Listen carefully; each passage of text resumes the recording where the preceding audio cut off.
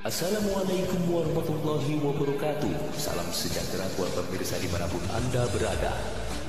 Terima kasih atas partisipasi Anda yang telah mengikuti channel ini. Sampai jumpa kembali dengan kami, Kabar Times TV Channel.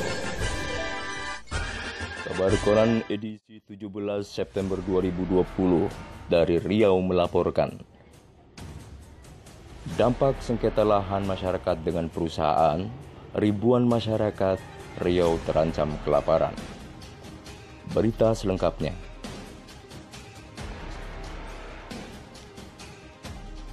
Akhirnya, suara aspirasi masyarakat Riau yang menjadi korban konflik lahan antara masyarakat dengan perusahaan, perkebunan, dan kehutanan di Riau sampai juga di ruang sidang DPR RI. Melalui politisi PKS yang duduk sebagai anggota DPR RI Dapil Riau, Syahrul Aidi Ma'azat LCMA menyampaikan keluhan itu dan didengar langsung oleh sidang yang dipimpin oleh Ketua DPR RI Puan Maharani didampingi Wakil Ketua Aziz Syamsuddin beserta ratusan anggota DPR RI yang menghadiri rapat baik secara langsung ataupun secara virtual. Di forum yang kita bebas menyampaikan aspirasi ini, di forum yang dihadiri pemegang kebijakan untuk negara ini, saya ingin menyampaikan permasalahan yang terjadi di Riau. Kata Syahrul Aidi membuka kalimat di hadapan peserta rapat sebagaimana dikutip dari video parlemen pada Selasa 15 September lalu. Syahrul Aidi menyampaikan bahwa saat ini masyarakat Indonesia kesulitan ekonomi karena pandemi COVID-19. Saat ini pula ribuan masyarakat Riau terancam kelaparan. Tepatnya di Desa Simpang Raya, Sengingi Hilir Kuansing. Karena kebun sawit mereka yang mereka tanam 25 tahun yang lalu ditumbang oleh salah satu perusahaan yang telah menang di pengadilan. Oleh karena itu, saya sebagai anggota DPR RI perwakilan Riau ingin menyampaikan hendaknya pemerintah pusat hadir untuk masyarakat Riau dalam menyelesaikan sengketa lahan yang lebih kurang 312 sengketa lahan dengan masyarakat, ujarnya. Kedua, saya meminta kepada pemerintah pusat agar menertibkan perusahaan perkebunan yang ada di Riau. Ada perusahaan yang menguasai lahan yang melebihi dari izin yang diberikan kepada mereka. Sambungnya di hadapan peserta rapat yang dipimpin oleh Ketua DPR RI Puan Maharani. Wakil Ketua DPR RI yang memimpin persidangan, Aziz Syamsuddin berjanji, nanti pimpinan DPR RI beserta gabungan fraksi akan datang ke Riau untuk melihat bagaimana keadaan di lapangan. Demikian. Berita selanjutnya dari Jakarta melaporkan, di Dukau mabuk, Wakil Bupati tabrak poluan hingga tewas. Berita selengkapnya.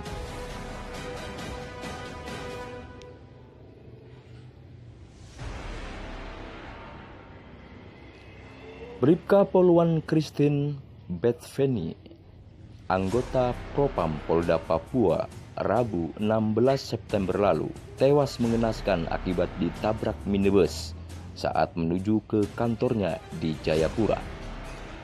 Korban yang mengenakan pakaian dinas saat insiden terjadi sedang mengendarai motor ditabrak pengendara mobil sekitar pukul 7 waktu Indonesia bagian timur.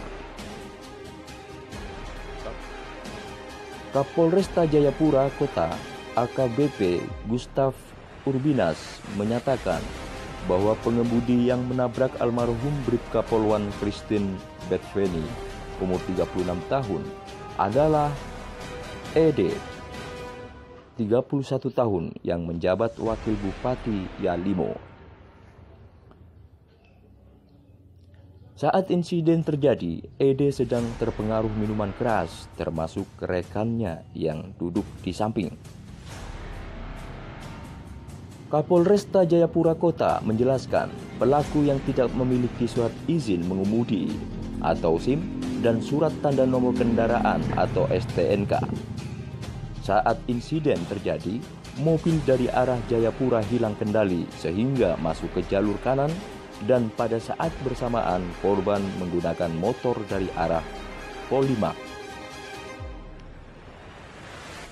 Tabrakan terjadi hingga menyebabkan korban mengalami luka serius dan pihak rumah sakit Martin Indrey menyatakan korban meninggal dunia.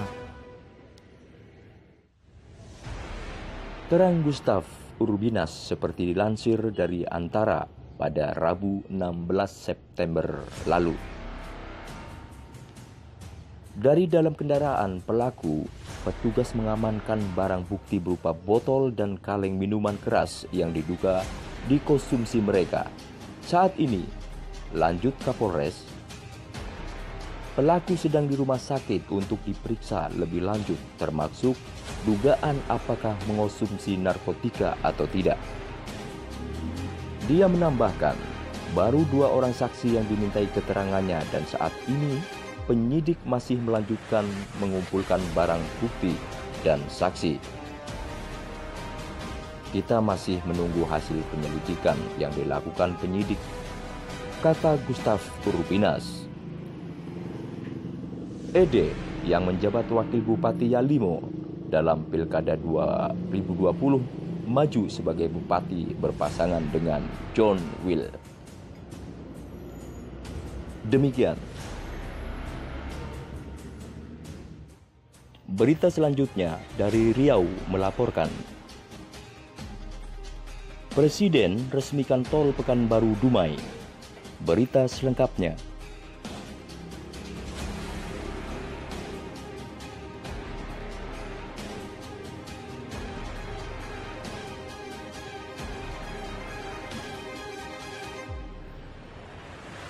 Masyarakat Riau akhirnya segera bisa menikmati jalan tol Pekanbaru Dumai yang selama ini ditunggu-tunggu.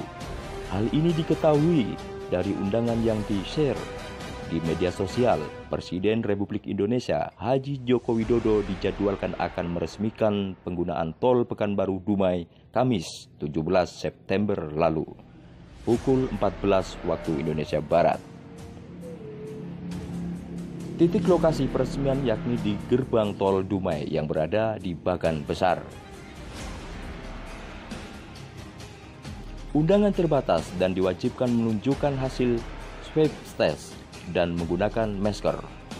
Dalam undangan berkop Menteri Pekerjaan Umum dan Perumahan Rakyat itu juga mengharapkan undangan mengikuti protokol kesehatan dan hadir 30 menit sebelum acara dimulai.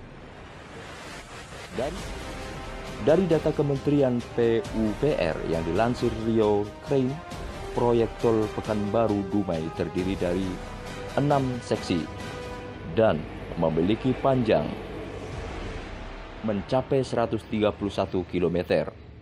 6 seksi tersebut yaitu seksi 1 Pekanbaru Minas sepanjang 9,5 km, seksi 2 Minas Betapahan sepanjang 24,1 km dan seksi 3 Petapahan Kandis Utara sepanjang 16,9 km. Lalu seksi 4 Kandis Utara Duri Selatan sepanjang 26,25 km, seksi 5 Duri Selatan, Duri Utara sepanjang 29,4 km dan seksi 6 Duri Utara Dumai sepanjang 25,44 km. Demikian.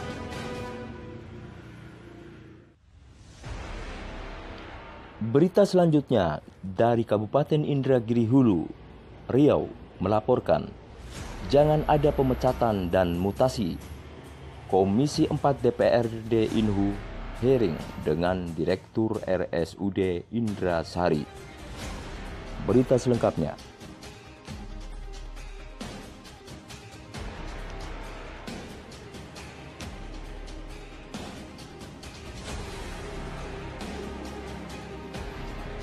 Komisi 4 DPRD Inhu yang dipimpin Ketua Suharyanto melakukan hearing dengan Direktur RSUD Indrasari Rengat DRG Dwi Dharma Yanti pada Selasa 15 September lalu di ruang Komisi 4 DPRD Inhu. Hearing ini tindak lanjut dari aksi diam yang dilaksanakan oleh tenaga medis RSUD Indrasari Rengat Kabupaten Indragiri Hulu beberapa waktu yang lalu, kata Ketua Komisi 4 DPRD Inhu Suharyanto saat didampingi sekretarisnya Suharto dan sejumlah anggota Komisi 4 Selasa 15 September lalu.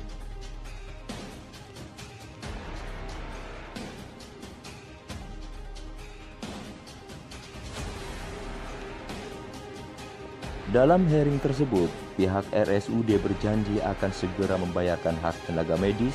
Hal ini disampaikan oleh Ketua Komisi 4 DPRD Inhu Suharyanto SH yang didampingi oleh segenap anggota Komisi 4. Pembayaran ini akan dilakukan setelah peraturan direktur atau Perdir diterbitkan oleh Dirut RSUD Indrasari Rengat, ujarnya.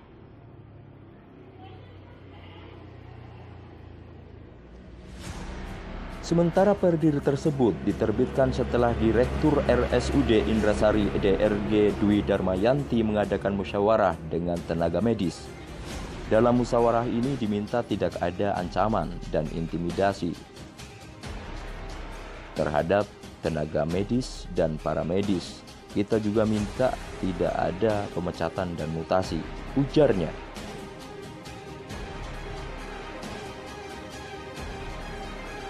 Dijelaskan Suharyanto bahwa BPJS sudah membayarkan uang jasa bagi tenaga medis mulai bulan Januari sampai bulan Mei 2020. Namun kita minta uang jasa bagi tenaga medis tersebut dibayarkan hingga bulan September 2020. Jika BPJS belum membayarkan uang jasa tersebut kepada RSUD Indrasari diminta untuk membayarnya terlebih dahulu sisa dari pembayaran BPJS tersebut, tegasnya. Hearing atau dengar pendapat ini selain dihadiri oleh pihak RSUD Indrasari Rengat juga dihadiri oleh sejumlah perwakilan tenaga medis. Demikian.